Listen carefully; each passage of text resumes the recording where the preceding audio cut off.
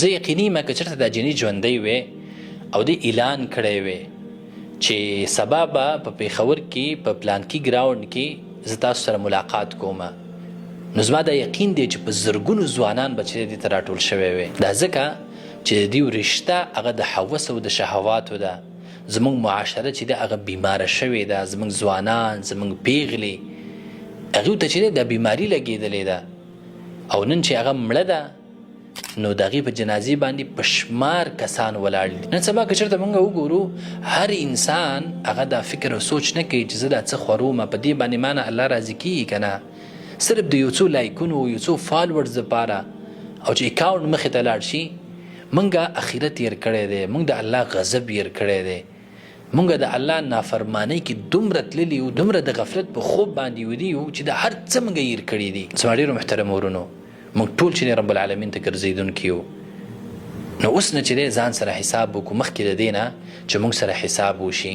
د انسان باندې چې بدبختی راځي او ناکامي راځي د دې مختلف صورتونه دي. انسان ځان چک کوي چې زه نیکبخت یم که بدبخت یم، زه نیک یم که بد یم، چې زه به الله ته قبول یم که نه، زما دا اعمال به د الله خوښ که نه. یو انسان ځان چک کول غواړي. څنګه چې ته به معلومې ترمامیټر وي، یخني سردي معلومې ترمامیټر دی، هوا کې نمی خشکی معلومې د دې دپاره خپل ترمامیټر دی. دقه شان احادیثو کې، قرآن او احادیثو کې د خوشبختی د نعمتبختۍ دپاره هم علامات بیان شوي دي. علامات ډېر دي. یو علامت دا دی، دا دې ته د چا خیال نشته. ځکه زمونږ چې مال کم شي هر سړي ته وایي خدای دې خیر وکړي، وایي څه ګناه رانه شوې ده، او چې مثلا څه نقصان یو شي خدای دې خیر وکړي څه چل شوی، مړی وشو په دې باندې ټول پوهېږي چې څه به مې کړي ګډبډ.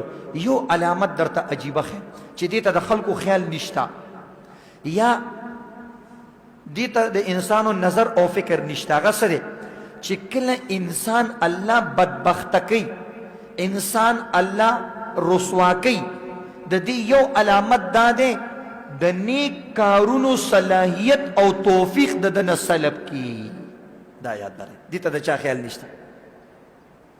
او دا د قرآن د آیات نه معلومیږي، ختم الله علی قلوبهم وعلى سمعهم وعلى ابصارهم غشاوه. الله وی بعض کافران، بدبخت کافران، ما د هغوی په غوږونو باندې او د هغوی په زړونو باندې مهرونه ولګول، د هغوی په سترګو باندې ما پردې راوستلې. څه مطلب؟ یعنی اوس حق د دوی په زړه کې نه دننه کېږي، او هغه باطل او خباثت چې د دوی په زړونو کې او دماغ کې دننه پروت دی اوس د هغه راوځي نه. مور چې په کوم څیزو لګې څه پکې دننه کولی هم نشي او څه دې بار کولی هم نشي، کینې مور ماتېږي. دقه شان یو کار دا دی، مثالونه درته بیانو. هر انسان ته به پته ولګېږي چې زه د خوشبختۍ په لار روان یم که د بدبختۍ او د تنزل په لاره باندې روان یم. هر انسان دې ځان چیک کړي. یو علامت مثلا دا دی، توفیق دنه څنګه سلب شو؟ مخکې تا تهجد کول، اوس تهجد نه کوې.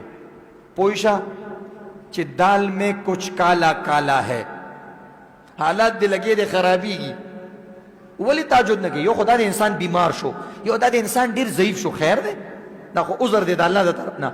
یو دا دی چې هټا کټا بالډي بلډر ځوان د ورځې 1 غنټه 2 غنټه منونه سامان اوچتوي، منونه سامان اوچتوي، 2 غنټې مسلسل واک کولی شي، مسلسل 2 غنټې واک کولی شي، تهجد نشي کولی، سهار مونځ له نشي پاسېدی. سوچو کا د بدبختۍ په لار باندې روان شوی. مخکې به 5 وخته مونځ جمع سره کو، اوس 4 وخته کوي، 3 وخته کوي. معلومه شوه چې د نیکیانو صلاحیت او استعداد دی الله علی، او د بدبختۍ په لاره روان شوی دی. د دې بدبختۍ اخیری سر ختم الله علی قلوبهم دی. داسې نه چې یو وخت داسې راشي چې الله دې په زړه باندې مهر ولګوي. خیال کوه، نن خو اوله پوړۍ کې نفل که کې وکړه که نه کې مه کوه، خو یریږه چې ولې مې نفل ونه کړو. یو سړي به اوابین کول، اشراق به کول، اوس یې نه کوي. دا د بدبختۍ طرف ته لګی دی روان دی.